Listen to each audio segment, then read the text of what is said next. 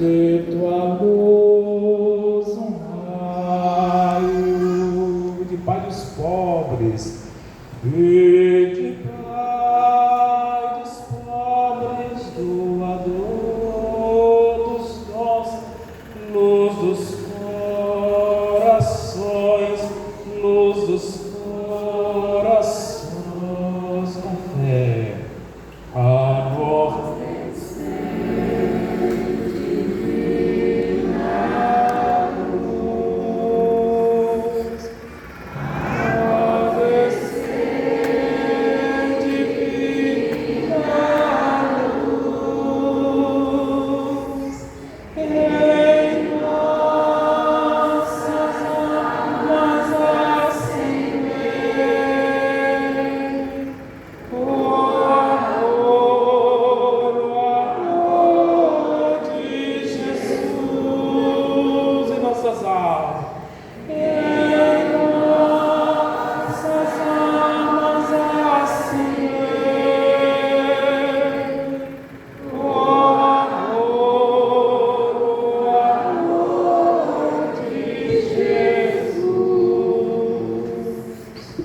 Somente o Espírito Santo pode amolecer o coração dos duros, a nossa resistência em perdoar, a nossa resistência em amar, a nossa resistência de se converter.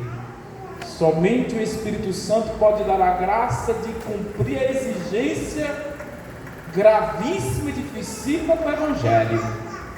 Meus irmãos, o contexto do Evangelho deste domingo, sétimo do tempo comum, Lucas diz que Jesus estava no monte rezando. Lucas sempre vai dizer que Jesus reza. Jesus reza principalmente quando ele vai tomar uma decisão importantíssima na sua vida. E depois de estar na companhia do Pai, de entrar na intimidade de Deus, Jesus escolhe entre os seus discípulos aqueles 12, aqueles que ele quis, vai dizer o Evangelho. E depois de escolher os discípulos, Jesus desce do monte e começa para Lucas o sermão da planície. Em Mateus é o sermão das montanhas, em Lucas é o sermão da planície. E um pouco desse discurso, desse ensinamento, nós ouvimos domingo passado, onde Jesus dizia: bem-aventurado os pobres, aquelas 4 bem-aventuranças. Depois Jesus fala: ai de vós, os ricos, e assim sucessivamente. E o Evangelho das bem-aventuranças, a 4ª bem-aventurança de Lucas dizia: felizes sois vós quando fordes perseguidos, amaldiçoados. Felizes sois vós quando todos vos odeiam, porque era assim, que eles tratavam os profetas. Felizes sois vós, porque a vossa recompensa está no céu.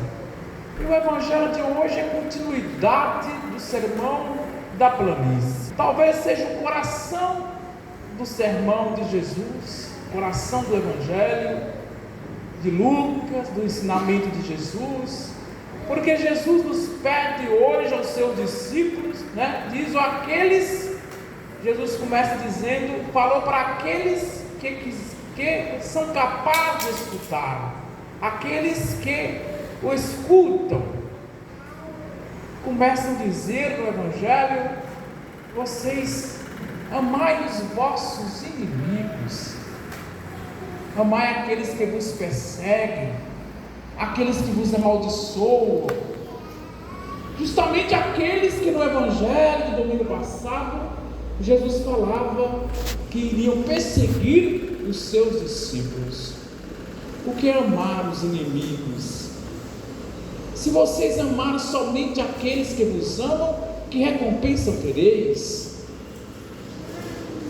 É fácil a gente corresponder àqueles que nos gostam, aqueles que são afins a nós, aqueles que temos um afeto por eles, mas aqueles que nos odeiam, que não gostam de nós, que nos perseguem, que nos criticam, que nos defamam, esses não são fáceis de serem amados. Mas o que é amar? O coração do Evangelho é amar. O que é amar?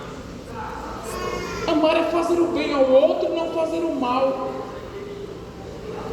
Amar não é gostar de uma pessoa. Se Jesus nos pede amar a teus inimigos, não há prazer nenhum de amar, de fazer o bem a alguém que quer o mal da gente. Não há prazer nenhum em fazer o bem a alguém que a gente não goste. Então amar aqui no Evangelho é uma atitude afetiva. Eu gosto de fulano, meu coração quando vê fulano sente um prazer de encontrar fulano, um prazer de encontrar Beltrano. Não se trata disso. O amor do Evangelho não é uma afinidade, não é uma preferência, escolha do coração, porque o nosso coração escolhe os nossos amigos, e são os nossos amigos aqueles que são afetos a nós, aqueles que simpatizamos por eles. Ninguém é amigo de quem não se simpatiza, de quem não tem afinidade, de quem é chato, que a gente sente numa conversa que flui, que não tem nada em comum. Mas justamente são esses no Evangelho que Jesus exige de nós um comportamento de amor, uma atitude. Amar é uma atitude e uma decisão. Se tem alguém na comunidade que não era minha amiga, não tem uma afinidade, a gente diz que meu santo não bate, a gente diz assim, né? A gente não tem, o santo não bateu. Quer dizer que é chata, que a gente não se simpatiza por ela. Talvez seja esta que a gente deve mais amar. O que é amar aqui? Amar é que você fique perto da pessoa, né? Love, né? Amar, né? Nesse sentido, né? Amar é no sentido de respeitar aquela pessoa, de tratá-la com decência, de tratá-la com dignidade, de tratá-la como filho de Deus, aquela pessoa como uma filha de Deus, um filho de Deus, de respeitar a imagem e semelhança que há nela, de fazer-lhe o bem e não o mal. E se aquela pessoa nos fazer alguma coisa que causa um prejuízo, uma ofensa, o que é amar? Amar é não devolver com a mesma moeda, é não nos vingar, é não tratar aquela pessoa com violência, embora na nossa mentalidade humana aquela pessoa mereça ser tratada com a mesma moeda, com a mesma violência, porque ela nos fez um mal. E a justiça humana nos diz que devemos retribuir conforme recebemos. A lei italiana era essa: dente por dente e olho por olho. Se alguém te arranca o olho, você deve arrancar o olho dela também, porque você deve devolver na mesma moeda, revidar. Mas Jesus pede àqueles que o seguem, os seus discípulos, e os discípulos de Jesus são os discípulos de ontem, os discípulos de hoje, então nós somos discípulos do Senhor, que não devemos vingar do outro, que não devemos tratar o outro com vingança nem violência, embora talvez outros causem um grande prejuízo, Talvez o outro tenha nos defamado, talvez o outro tenha falado mal de nós, fofocado de nós, destruído a nossa boa reputação. A nossa tendência humana, o nosso egoísmo humano, nossos instintos humanos desperta dentro de nós uma irascibilidade, uma mágoa, um ressentimento, e a gente tem um desejo de tratar com o mesmo troco, de também fazer o mesmo mal que aquela pessoa nos fez. Mas aí não estaremos sendo cristãos. Podemos fazer, é uma decisão nossa de fazer ou não fazer, mas aí não estaremos sendo cristãos, estaremos sendo qualquer outra coisa, mas não cristão. Ah, padre, eu vou fazer o bem somente àqueles que me fazem o bem, eu vou ajudar somente aqueles que me ajudam, eu vou ser simpático somente àqueles que me são simpáticos, eu vou me aproximar somente daqueles que se aproximam de mim, eu vou ser afável somente àqueles que são afáveis a mim. Aí Jesus nos diz no Evangelho de hoje o quê? Se você faz o bem somente àquele que te faz o bem, o que estás fazendo de extraordinário? Se até os pagãos, os pecadores, faz o bem aos pecadores. Não que Lucas esteja aqui desprezando os pecadores, porque o Evangelho de São Lucas é um evangelho que fala muito mais da proximidade de Jesus com os pecadores. São aqueles que ainda não conhecem, não entraram no processo de mudança de vida, porque todos nós somos pecadores, não tem quem mais na comunidade pecador do que outro, não, todos nós somos pecadores, e Jesus veio para nos salvar, para nos libertar a todos. Mas aqui é esta questão. Então a leitura de hoje vai nessa linha. Nós vimos na primeira leitura que Saul queria matar Davi. Por que Saul queria matar Davi? Davi vai ser o segundo rei de Israel. Por que Saul quer matar Davi? Por inveja, por ciúmes. Olha que a inveja e o ciúme podem destruir a vida do outro. A gente pode destruir a vida do outro por ciúmes e inveja. É cada absurdo que a gente lê e vê. Destruir aquele que pensa diferente de mim, aquele que não é do meu partido. Mas o partido de Cristo, na igreja de Cristo, não tem partido, porque a partida é uma parte, a igreja é do todo, e o todo é Cristo. E Cristo, diz Paulo, não está dividido. Cristo não está dividido para nós dizer eu sou desse, eu sou daquele, eu sou de Apolo, eu sou de Paulo. E Paulo diz: Cristo não está dividido. Cristo é de Deus. E Deus deu a vida do seu Filho por nós. Então, meus irmãos, a leitura do Evangelho vai nesta linha. E qual é o fundamento de sermos bons?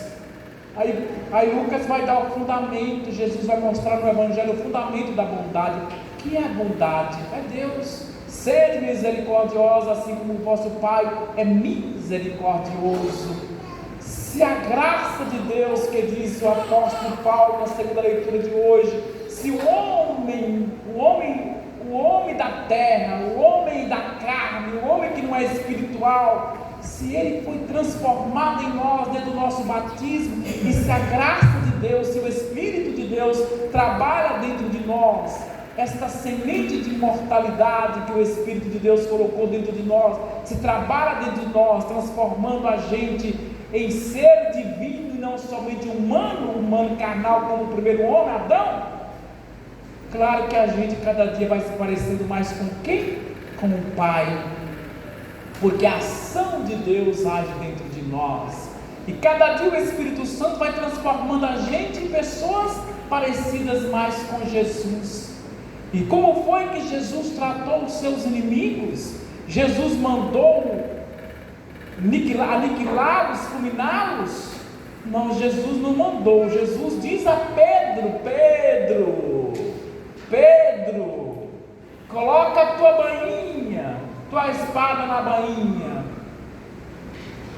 E diante dos seus algozes na cruz, Jesus diz: o que, Pai? Perdoa, porque eles não sabem o que fazem.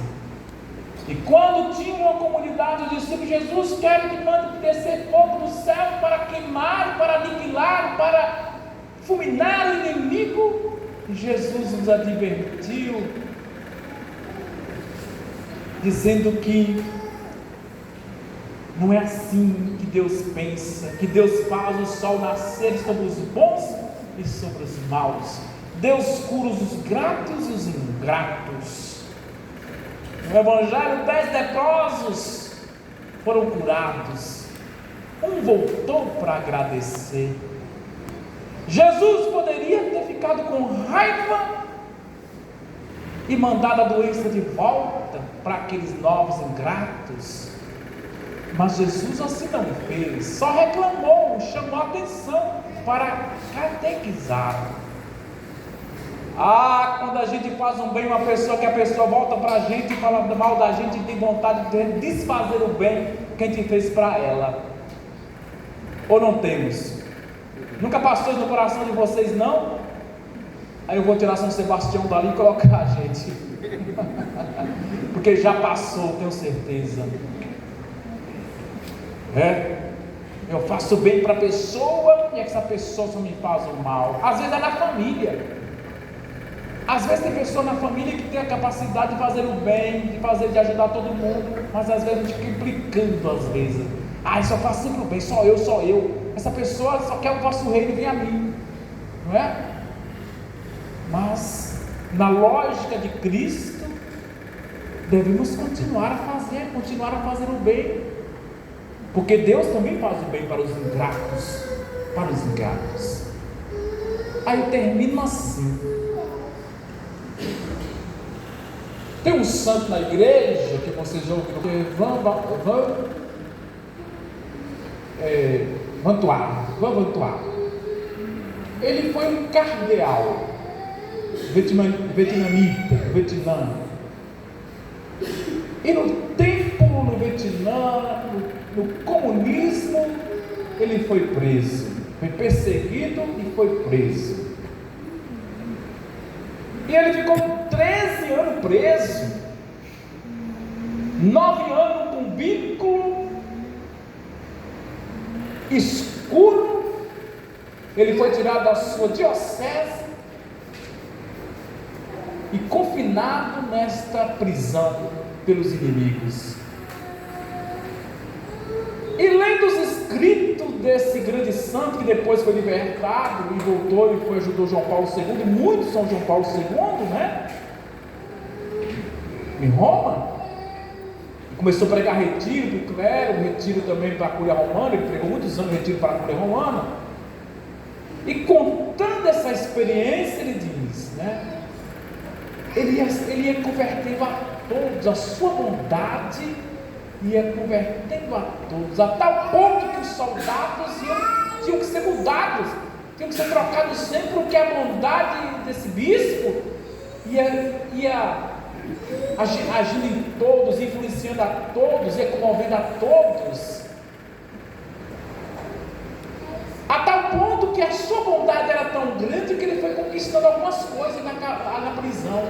Ele pedia para rezar a Eucaristia, por exemplo, alguns papelzinhos, ele pedia escrevendo a experiência dele naqueles papéis, e os guardas davam pela bondade dele, pela simpatia dele, porque no coração daquele homem não tinha desejo de maldade nem vingança. E aí, tal ponto que conquistou para ele também um pouco de vinho, e ele celebrava a Eucaristia, esses anos que ficou na prisão, com um pinguinho de vinho na mão. Ele celebrava a Eucaristia. E um dia, aqueles soldados perguntaram para o bispo: quando você sair daqui da prisão, o Senhor vai nos perseguir? O Senhor vai atrás da gente e colocar fogo nas nossas casas? O Senhor vai fazer alguma maldade com a gente? Com nossos familiares?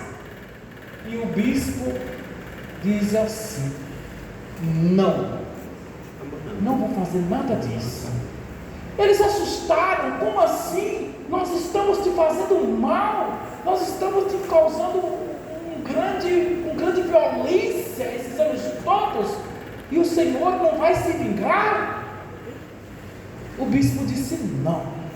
Eles ficaram assustados, espantados, e eles perguntaram por quê. Ele respondeu simplesmente assim: porque sou cristão. Porque sou cristão. A arma do cristão é o perdão, meus irmãos. A arma do cristão é o amor. A arma do cristão é a bondade. A arma do cristão é a mansidão. A arma do cristão é a humildade. Estas são as armas do cristão. As armas do cristão não é colocar uma arma de calibre tal na cintura e sair ameaçando os outros, pregando pena de morte, pregando que fulmine os maus. A arma do cristão é o amor.